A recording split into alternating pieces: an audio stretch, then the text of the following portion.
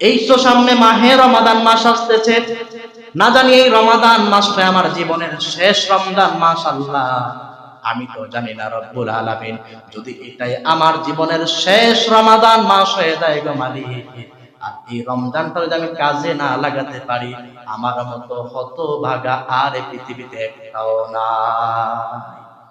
এই চিন্তা যদি আপনার অন্তরে থাকে যে এটাই মনে হয় আমার জীবনের শেষ রমাদান, আর মনে হয় আমি রমাদান পাবো না, আর এই রহমতের দিনগুলো আমি পাবো না, এই চিন্তা আপনার অন্তরে যদি থাকে, অবশ্যই আপনি রমাদানটা কাজে লাগাতে পারবেন কিনা বলুন।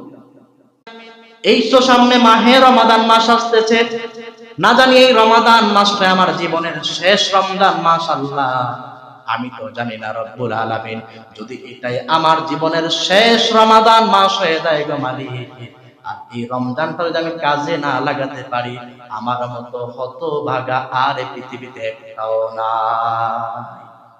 এই চিন্তা যদি আপনার অন্তরে থাকে যে এটাই মনে হয় আমার জীবনের শেষ রমাদান, আর মনে হয় আমি রমাদান পাবো না, আর এই রহমতের দিনগুলো আমি পাবো না, এই চিন্তা আপনার অন্তরে যদি থাকে, অবশ্যই আপনি রমাদানটা কাজে লাগাতে পারবেন কিনা বলুন।